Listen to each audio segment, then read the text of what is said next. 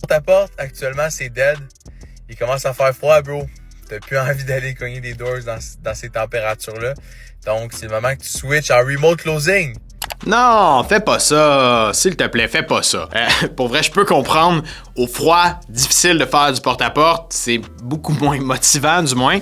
Mais c'est pas plus facile à 45 degrés en plein été dans une canicule.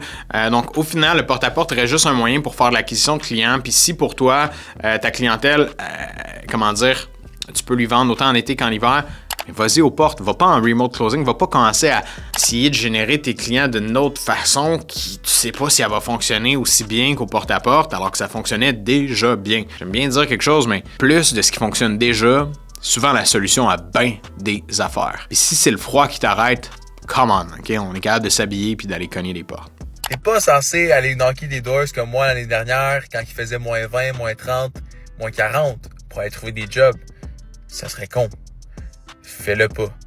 Change de stratégie pour cet hiver. Fais autre chose. Je suis en train de me dire qu'il veut juste pas qu'il y ait des gens qui aillent cogner des portes comme lui, puis être le seul à le faire pendant l'hiver. Parce que moi, en tout cas, c'est ce que j'entends quand je vois ça. Si je suis tout seul à faire quelque chose alors que les autres veulent pas le faire, je risque fortement d'avoir plus de chances de closer. Je donne un exemple, mais on a beaucoup de clients qui sont justement dans des marchés où est-ce qu'il y a peu de prospection qui se fait, c'est pas connu, des fois dans du gros B2B.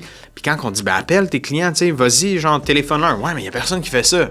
Justement, fais-le, tu vas sortir de la masse, les gens vont te respecter pour le hustle, la capacité justement de développer le marché d'une autre façon que les gens ne font pas actuellement. À condition que ça fonctionne, à condition qu'on ait des résultats, let's do it. Autre chose, développe des nouveaux skills. C'est ça que j'ai fait, c'est ça que je fais actuellement toujours. Donc, j'ai comme pas passé ce niveau-là encore. J'ai passé le niveau de plus faire de porte-à-porte.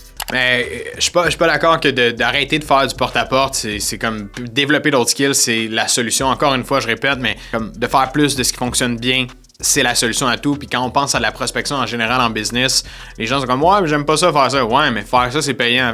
C'est pas nécessairement d'aimer ça. Puis dans la vente, là, on va se le dire, faire de la prospection, faire le hard work, c'est jamais ce qui est le fun, mais c'est ça qui est le plus payant. Ça te coûte 0$ générer un client. Donc c'est beaucoup plus rentable pour toi d'aller le faire de cette façon-là. Quitte à former d'autres gens qui vont le faire en porte-à-porte pour toi, si t'es à ton compte, why not? Ça coûte rien, ça vaut énormément aux yeux de ta business.